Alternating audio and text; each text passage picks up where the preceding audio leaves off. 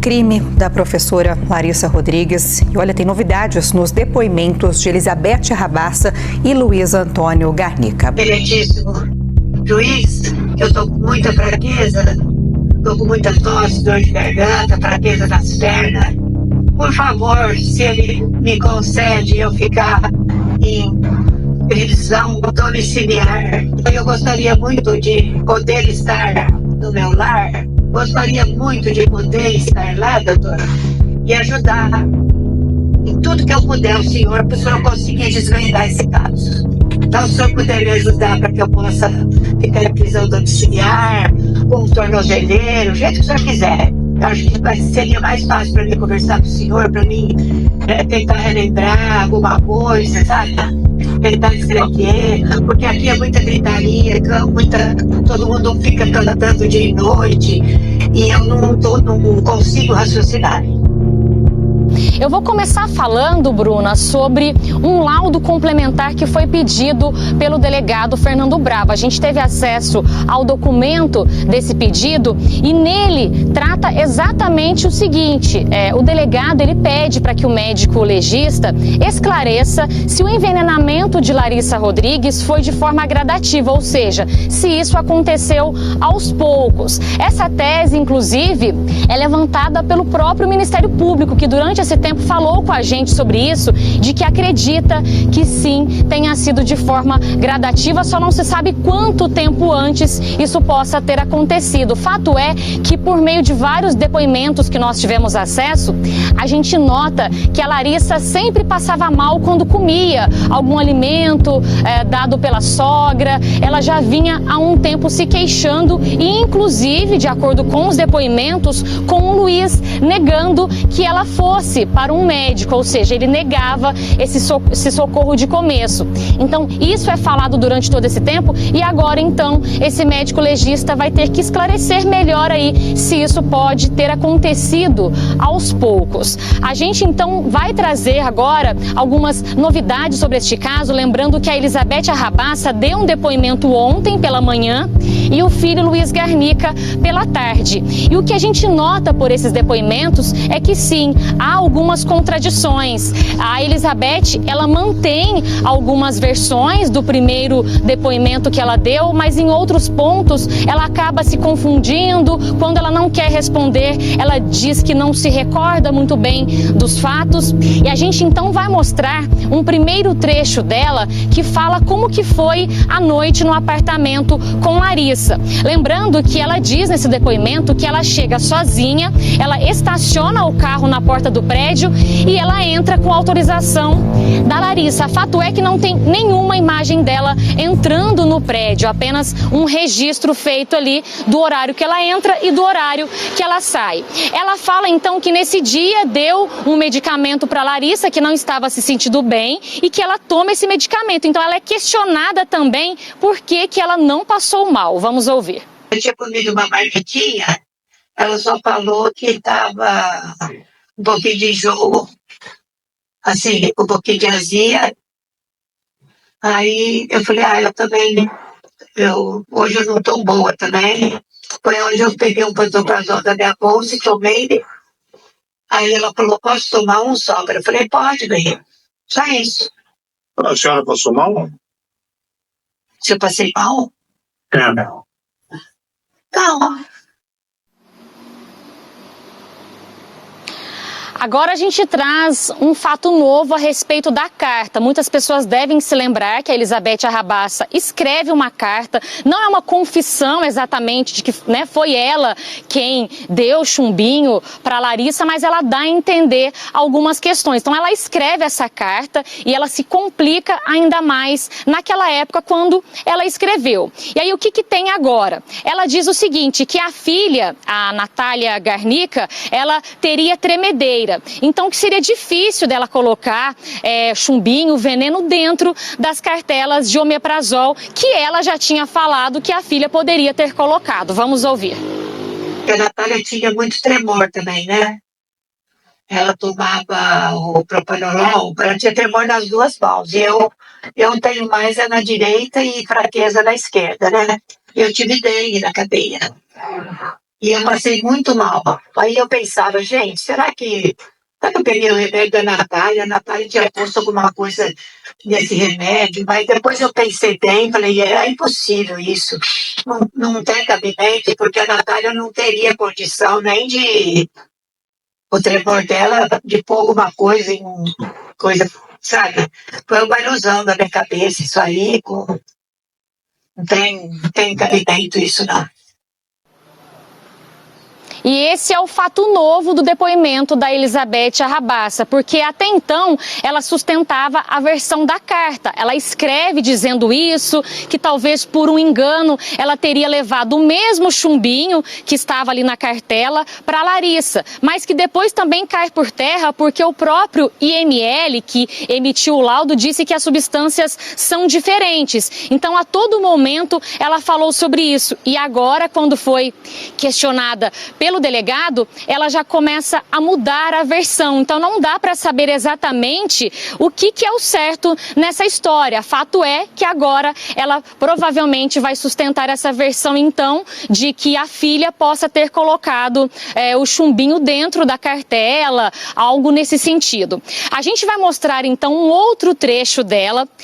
Ontem eu tinha comentado que ali no final do depoimento, ela implora para que a prisão dela seja cumprida em casa, por conta dos diversos problemas de saúde que ela vem alegando ao longo do tempo. E aí ela começa a falar ali no final e num certo momento ela cita que por estar dentro da penitenciária ficaria difícil dela se lembrar de alguns fatos por conta do barulho que as presas fazem. Vamos ouvi-la. Eu queria pedir para o excelentíssimo juiz, eu estou com muita fraqueza, estou com muita tosse, dor de garganta, fraqueza nas pernas. Por favor, se ele me concede eu ficar em prisão domiciliar, eu gostaria muito de poder estar no meu lar, gostaria muito de poder estar lá, doutor, e ajudar em tudo que eu puder o senhor, para o senhor conseguir desvendar esse caso. Então, se o senhor puder me ajudar para que eu possa ficar em prisão domiciliar, com um tornozeleiro, do jeito que o senhor quiser. Eu acho que seria mais fácil para mim conversar com o senhor, para mim tentar relembrar alguma coisa, sabe? Tentar escrever, porque aqui é muita gritaria, todo mundo fica cantando dia e noite, e eu não consigo raciocinar. Há uns dias, eu já tinha conversado com a defesa do Luiz Garnica e a gente questionou também se o próprio Antônio, a Viviane, acreditavam que a Elizabeth poderia ser uma assassina. E o que ele disse foi que sim, que eles acreditam que ela possa ter matado principalmente a nora, a Larissa Rodrigues. E o Luiz foi ouvido, como eu disse, ontem à tarde, e ele também fala desse ponto quando é questionado pela própria defesa, de que ele acredita sim que a mãe possa ter cometido este crime. Vamos ouvir. Você tem hoje receio de que você seria a próxima vítima da sua mãe por questões eminentemente patrimoniais? Sim, eu acredito que depois de tudo isso, eu seria o próximo, até pela quantia que ela precisava, né? E se ela teve coragem de matar a própria filha que morou com ela a vida toda, qual a dificuldade dela de matar eu também, né, para ter o que ela queria, né, o dinheiro, né? Provavelmente eu seria o próximo. Eu teria tempo da minha vida até hoje. Eu não tenho como eu ter uma relação com a minha mãe de mãe e filho hoje, de ir na casa dela e comer ou de receber alguma coisa sabendo o que ela fez. Eu não tenho a coragem hoje. Isso é uma dor para mim. É muito difícil você pensar que a pessoa que te criou e que criou suas irmãs foi capaz de fazer uma coisa dessa, tanto para a própria filha como a sua esposa, né? A defesa do Luiz já havia falado que em encontros ali na cadeia, a mãe não perguntava do filho e o filho também não perguntava da mãe, então que essa relação ali acabou sendo estremecida. E agora vem ele dando esse depoimento e dizendo que acredita que a mãe seja assassina. E a família fala a todo momento, a defesa, dessa questão de que o Luiz poderia ser a próxima vítima, que o Antônio também poderia ser. Já chegaram a comentar falar sobre a questão do seguro de vida que a Elizabeth teria feito para o Antônio Garnica sem o consentimento dele. Então, o que nós vemos é que a defesa está tentando sustentar esta versão de que talvez a Elizabeth pudesse matar várias pessoas da família. E nós comentamos também da questão da cachorrinha da Natália Garnica, que morre 15 dias antes em circunstâncias suspeitas. Então, eles estão tentando levantar isso justamente para mostrar esse comportamento da Elizabeth Arrabaça. Mas o que o Ministério Público diz é o seguinte, que há provas para levar a denúncia adiante tanto do Luiz quanto da Elizabeth. Ou seja, que a Elizabeth Arrabaça não teria agido sozinha, que ela agiu com a ajuda do filho e que ele, em alguns momentos, teria criado álibis, justamente para dizer, olha, não tenho nada a ver com este crime. Mas em muitos depoimentos que nós mostramos, a questão da ligação que tem com a mãe, logo depois a mãe aparece no apartamento no dia do crime, são situações suspeitas. São indícios que, segundo o Ministério Público, colocam também o Luiz numa situação complicada. Fato é que a prisão temporária está perto do fim, não vai ser renovada e logo pode ter então a prisão preventiva. E agora a gente quer saber, né, Bruno, o que pode acontecer? Se Elizabeth pode ser condenada, se ela vai cumprir essa prisão em casa por conta desses problemas de saúde que ela alega. Eu volto com você. Bruna, agora é a reta final dessa investigação, né? Até pelo fato da prisão tá terminando aí a temporária dos dois que seguem presos, né? A gente viu aí os depoimentos que aconteceram dentro das penitenciárias. Os principais suspeitos de terem envenenado Larissa são o marido, o Luiz Garnica, e a mãe dele, a Elizabeth Arrabaça. Os dois foram ouvidos mais uma vez pela Polícia Civil ontem e os advogados da mãe e do filho falaram sobre os depoimentos. Inclusive ontem a gente adiantou aqui até um depoimento da irmã da Elizabeth que também trouxe detalhes desse caso. Mas agora a gente vai ouvir então como é que foi aí os depoimentos, o que as defesas de cada um disseram. Hoje a Elizabeth ela foi questionada não somente a respeito da Larissa, mas também sobre a Natália. É sobre esse assunto que eu vou conversar a partir de agora com o Dr. Bruno Ribeiro, que acompanhou o depoimento dela, advogado da Elizabeth Arrabaça. Bruno, o que foi questionado de diferente do que vinha sendo questionado até agora pela Polícia Civil? Boa tarde. Boa tarde. Bom, a dona Elizabeth ela havia sido ouvida no caso Larissa anteriormente como testemunha. Até então ela não era investigada pela morte, né? Ela só passou a ser investigada depois que saiu o laudo da Larissa. Então hoje ela foi interrogada. Antes ela teria sido, ela foi então somente ouvida como testemunha. O delegado questionou ela como ela entrou no apartamento, como que se deu, o que ela fez dentro do apartamento, o que conversaram, questionou também a respeito da carta que ela escreveu no cárcere. Então ele deu todo um contexto de forma geral em tudo aquilo que a polícia já havia investigado. E foi questionada também a Elizabeth a respeito da morte da filha da Natália. Exatamente. Também o interrogatório foi separado em duas partes. A primeira parte questionou-se a Natália, depois o caso Larissa. E no que diz respeito ao caso da Natália, ele explorou desde a chegada da senhora Elizabeth na casa da Natália, lá em Pontal, a madrugada que ela passou com a filha, o que ali aconteceu. Também foi questionado a pesquisa feita pelo celular da Elizabeth de chumbinho. E também no que diz respeito à medicação pela carta que a Elizabeth escreve, que a Natália teria, acredita a Elizabeth que a Natália teria colocado o chumbinho dentro de uma cápsula e que ela poderia ter ou tirado da própria vida ou ingerido por engano essa cápsula e posteriormente cápsula de medicação essa que foi pela Elizabeth levada e oferecido sem o conhecimento para Larissa, onde a Larissa também foi envenenado também com chumbinho. Doutor, vamos falar um pouco a respeito das versões que a cliente do senhor apresentou. Já que estamos aí em fase de conclusão do inquérito, das investigações da Larissa, vamos começar a respeito da Larissa. O que ela disse a respeito da presença dela ali na cena do crime, né? Na cena pouco tempo antes da Larissa Rodrigues ser encontrada sem vida? Isso, ela esclarece para o delegado que ela se convidou a ir à casa da Larissa, que ela estaria ali em um momento de tristeza, em depressão por causa da morte da filha. A Larissa aceita, acolhe ela, lá eles comem, ela disse que a Larissa comeu ali na presença dela uma marmitinha fit, que parece-me que seria o que a Larissa costumeiramente fazia, teria reclamado de uma suposta dor, uma azia, alguma coisa, quando ela ofereceu esse omeprazol, esse pantoprazol, enfim, essa medicação, e ali ficaram, e posteriormente ela vai embora. Então a Larissa autoriza a entrada dela no apartamento e é a Larissa quem leva ela até a porta. Ela menciona inclusive que a Larissa pega a cachorrinha Pandora no colo. Por quê? Porque a Pandora, quando abria a porta do apartamento, ela tinha o costume de andar pelo hall, entrar no elevador, e já seria por volta de meia-noite, um pouco mais. E para que a Pandora não fizesse barulho aos vizinhos. Então ela menciona que a Larissa pega a cachorrinha no colo e libera ela. Então, quando ela sai do apartamento, a Larissa está bem, está com vida. E ela não entende o fato da morte, né? Ela nega qualquer tipo de participação na morte da Larissa.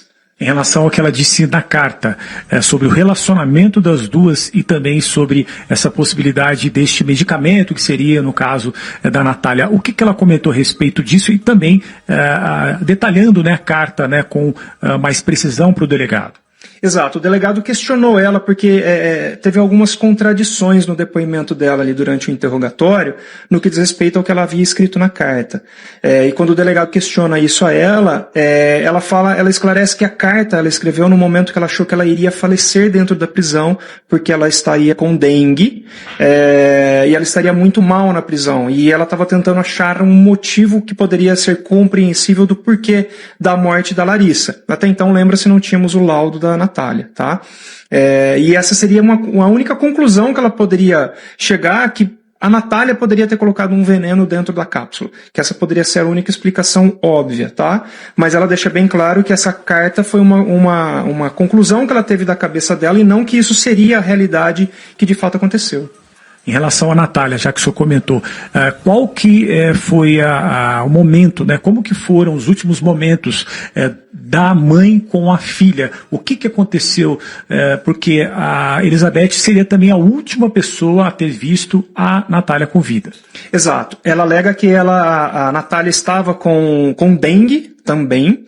E isso realmente os familiares comprovam, ela estava aparentemente com dengue, e que ela teria no dia seguinte, ela iria participar de um mutirão de dengue na cidade de Pontal, que ela trabalhava na parte de vetores em Pontal. E ela então ela foi mais cedo para a casa da filha, para que pudesse cuidar dela, para que no dia seguinte ela fosse trabalhar.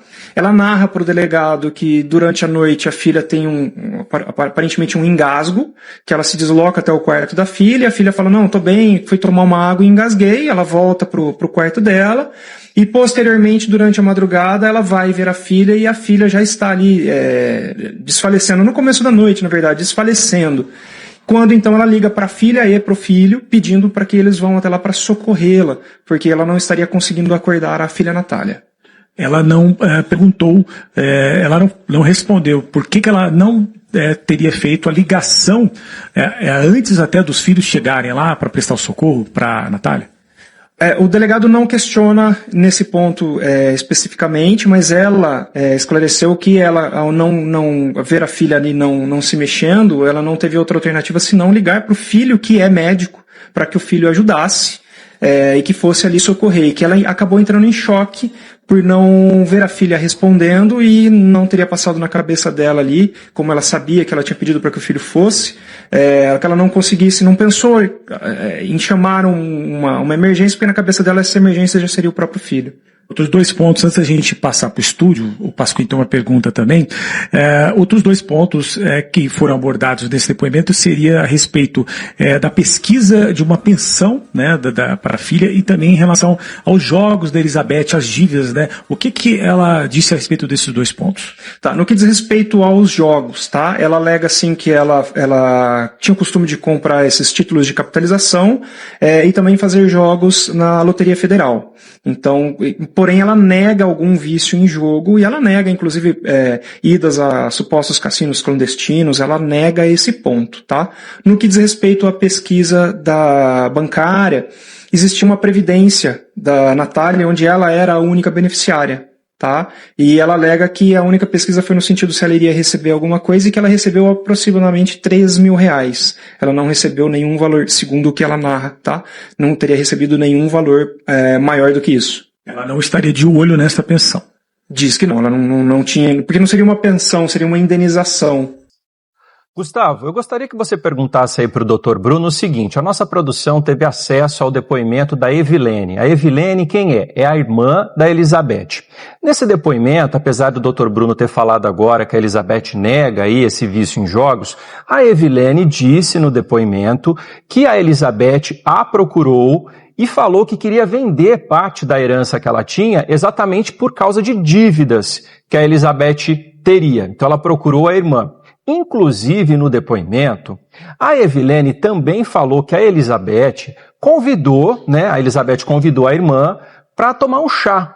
E num determinado momento desse depoimento, ela diz o quê? Ela diz que, abre aspas aí, graças a Deus que ela não foi, sugerindo que poderia até acontecer alguma coisa. O que o doutor Bruno pode falar em relação a isso, a esse depoimento da irmã, então, da Elizabeth?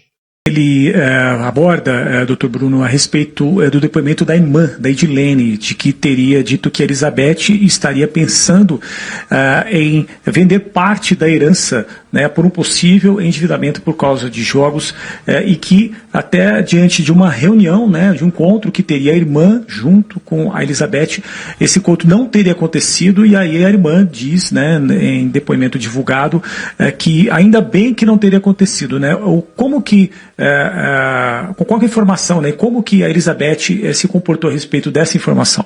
Na verdade, inclusive, esse ponto foi questionado pelo próprio delegado. O Dr. Fernando pergunta para ela sobre o depoimento da meia-irmã dela, que é a Eveline, porque no depoimento dessa meia-irmã ela alega que a Elizabeth teria ligado para ela ou se encontrado com ela reside em São Paulo, e oferecido a parte dela da herança no que diz respeito à família da própria Elizabeth.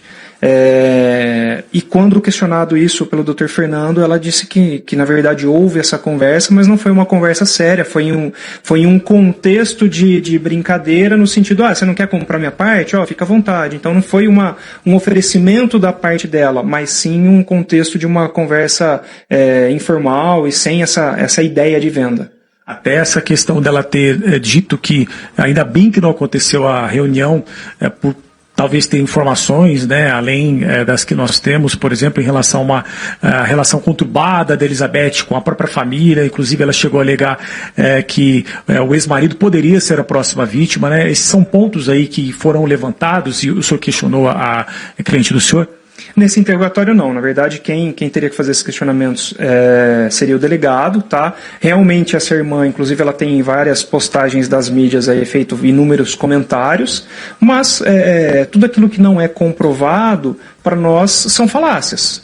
Então o trabalho da polícia é justamente fazer essa investigação, e a nós compete tão somente contra-argumentar naquilo que tem possibilidade de a gente contra-argumentar ou tentar esclarecer aquele ponto. Inclusive, para a gente terminar agora, doutor Bruno, foi questionada a Elizabeth a respeito até do cachorro, né, que existem informações de que ela teria testado o veneno no cachorro.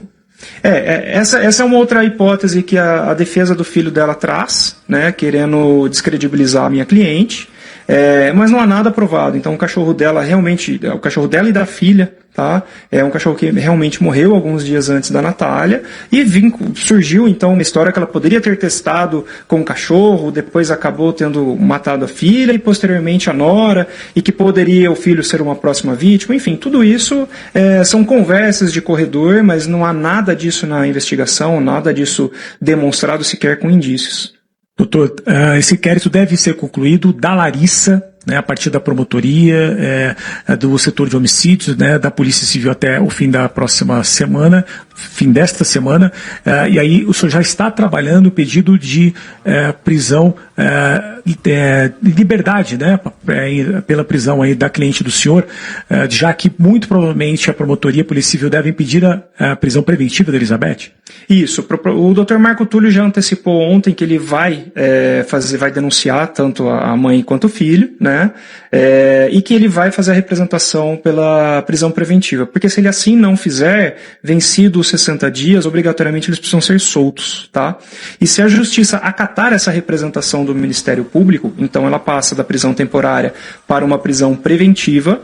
Nós iremos recorrer dessa eventual decisão, porque a gente entende que a Elizabeth tem todos os direitos de responder a eventual acusação em liberdade. tá? Ela preenche os requisitos para tanto. Ela não precisaria... Lembrando que no nosso país, a prisão é uma exceção, não é a regra. Tá? Então ela poderia não estar em uma unidade prisional também por causa da saúde dela, tá? Mas ela poderia estar, por exemplo, numa prisão domiciliar, com tornozeleira eletrônica, com medidas cautelares diversas de uma prisão. É isso que o senhor vai pedir. Exatamente. Muito obrigado, doutor Bruno. Advogado de defesa da Elizabeth Arrabaça, trouxe informações importantes a respeito do depoimento da Elizabeth, que esse depoimento aconteceu hoje, né, durante a manhã, de forma online. Ela que está presa lá na região de Mogi, Pasquim. Nós tivemos acesso ao depoimento da Eveline Arrabaça, irmã de Elizabeth, que falou que a idosa é viciada em jogo. Eveline disse também que o relacionamento de Natália com a mãe e os outros irmãos era um relacionamento aí bem problemático. A gente falou sobre isso agora há pouco aqui com o advogado, com o doutor Bruno, e agora a gente vai ver trechos desse depoimento. Vamos ver. Eu acho que tudo isso mesmo aconteceu por conta de herança, de dinheiro, né? Porque eu fiquei sabendo que ela tem dívidas, né, de jogo, perdeu muita coisa também por jogar, né? Uhum. Inclusive, ela falou para mim uma vez que ela devia para 2 mulheres aí do prédio dela dinheiro, né?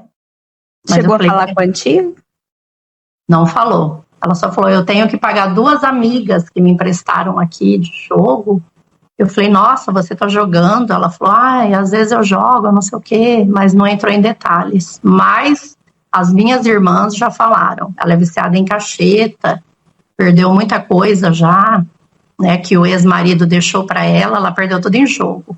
Uhum. Inclusive, uma vez eu conversei com a Natália também falou que a mãe dela sufocava ela demais, pedindo dinheiro, que uma vez ela teve que trocar um carro que ela tinha, um Passat branco, um Passat preto, e trocou por um Onix branco, de tanto que a mãe dela ficava falando na cabeça dela, sabe?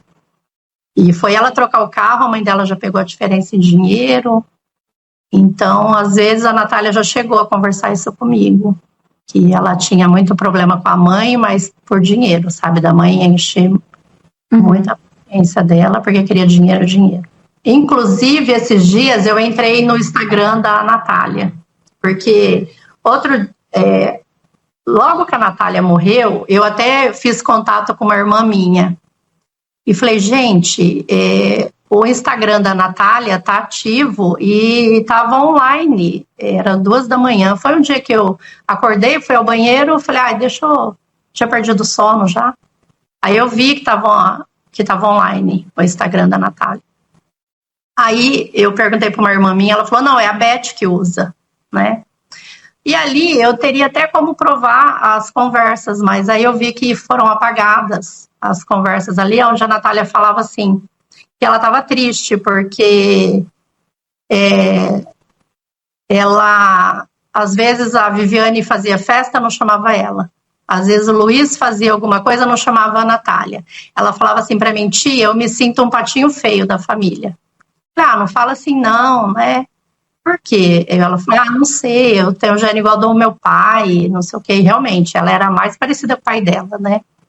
E gostava de política, e aquela menina trabalhadeira, sabe? Uhum. Tivesse alguma coisa para fazer, ela já ia na frente. E ela trabalhou com a minha mãe na saúde também. Minha mãe falou que ela era a mesma coisa.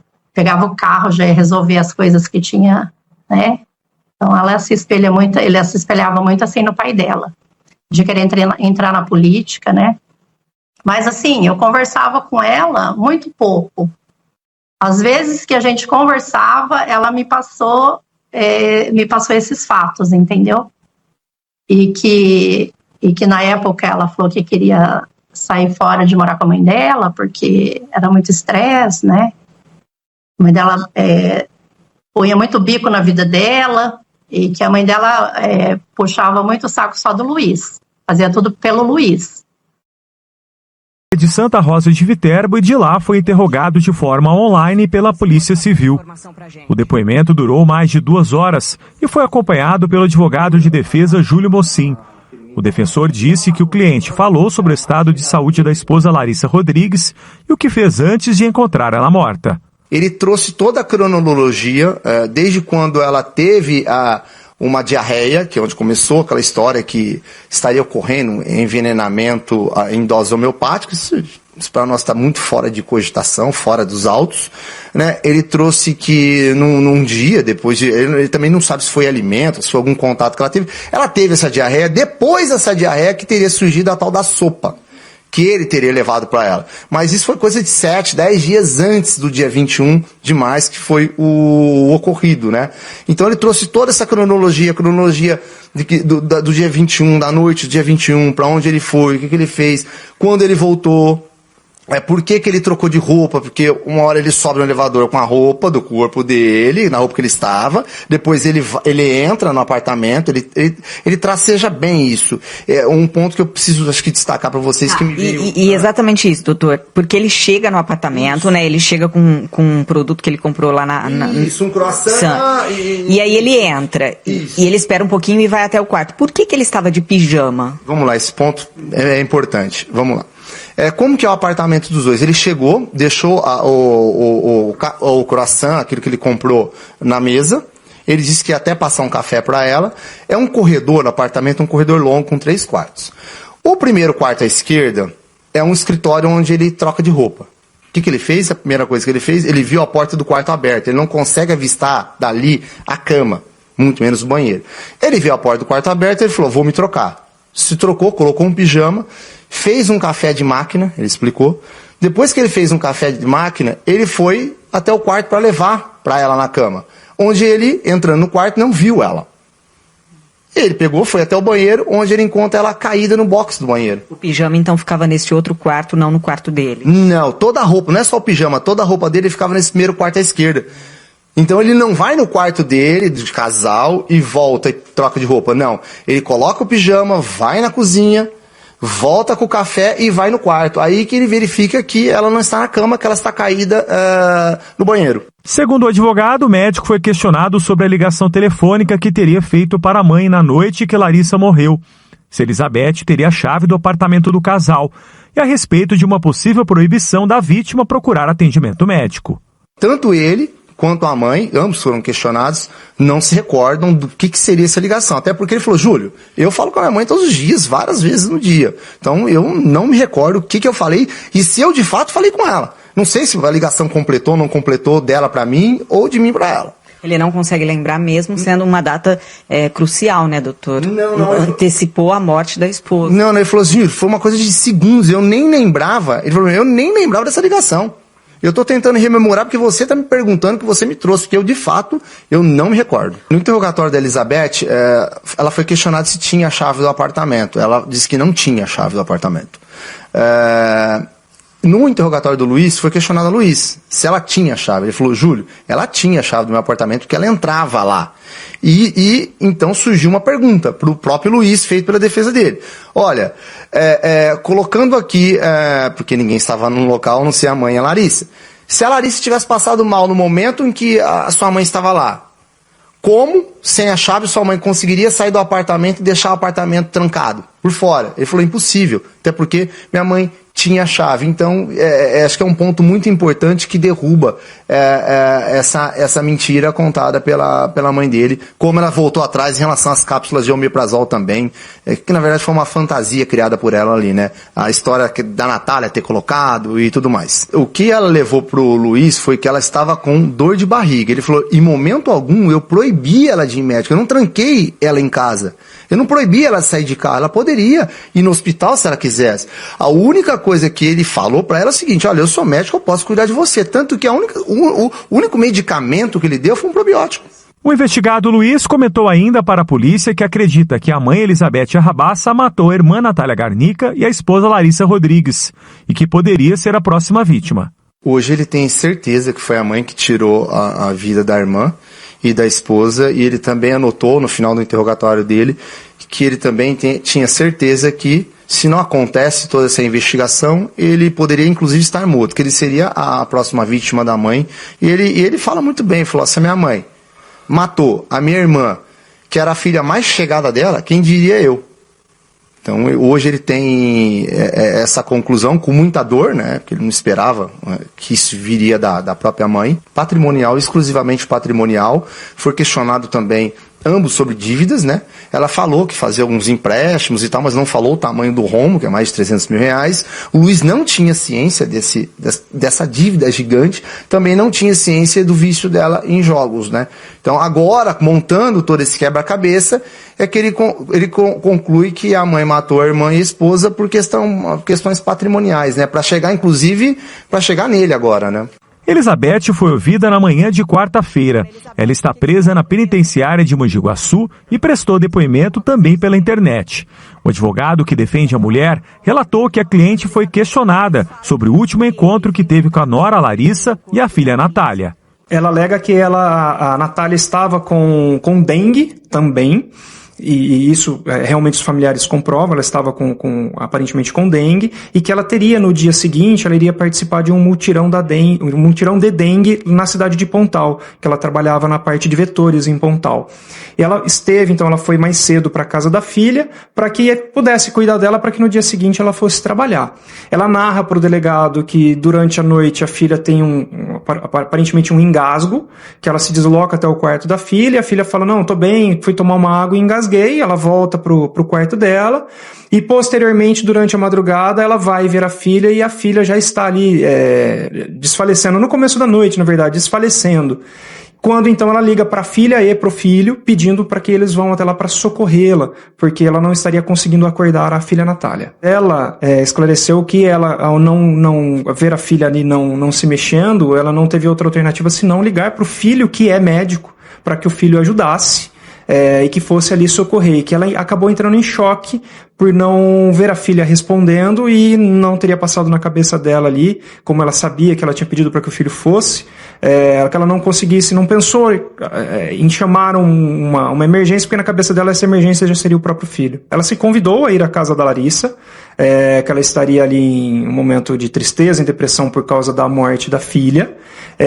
A Larissa aceita, acolhe ela, lá eles comem, ela disse que a Larissa comeu ali na presença dela uma marmitinha fit, que parece-me que seria o que a Larissa costumeiramente fazia, teria reclamado de uma suposta dor, uma azia, alguma coisa, quando ela ofereceu esse omeprazol, esse pantoprazol, enfim, essa medicação, e ali ficaram, e posteriormente ela vai embora. Então a Larissa autoriza a entrada dela no apartamento e é a Larissa quem leva ela até a porta. Ela menciona inclusive que a Larissa pega a cachorrinha Pandora no colo.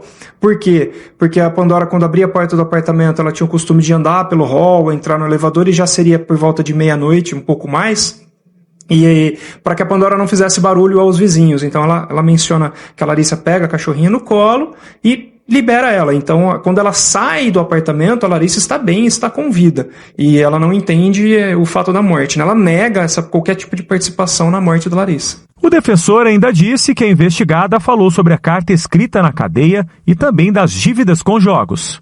Ela alega, assim, que ela tinha o costume de comprar esses títulos de capitalização e também fazer jogos na Loteria Federal. Então, porém, ela nega algum vício em jogo e ela nega, inclusive, idas a supostos cassinos clandestinos, ela nega esse ponto, tá? No que diz respeito à pesquisa da bancária, existia uma previdência da Natália onde ela era a única beneficiária. Tá? E ela alega que a única pesquisa foi no sentido se ela iria receber alguma coisa e que ela recebeu aproximadamente 3 mil reais. Ela não recebeu nenhum valor, segundo o que ela narra, tá? Não teria recebido nenhum valor maior do que isso. O delegado questionou ela porque teve algumas contradições no depoimento dela ali durante o interrogatório no que diz respeito ao que ela havia escrito na carta. E quando o delegado questiona isso a ela, ela esclarece que a carta ela escreveu no momento que ela achou que ela iria falecer dentro da prisão, porque ela estaria com dengue e ela estaria muito mal na prisão. E ela estava tentando achar um motivo que poderia ser compreensível do porquê da morte da Larissa. Até então, lembra-se, não tínhamos o laudo da Natália, tá? E essa seria uma única conclusão que ela poderia chegar, que a Natália poderia ter colocado um veneno dentro da cápsula, que essa poderia ser a única explicação óbvia, tá? Mas ela deixa bem claro que essa carta foi uma conclusão que ela teve da cabeça dela e não que isso seria a realidade que de fato aconteceu.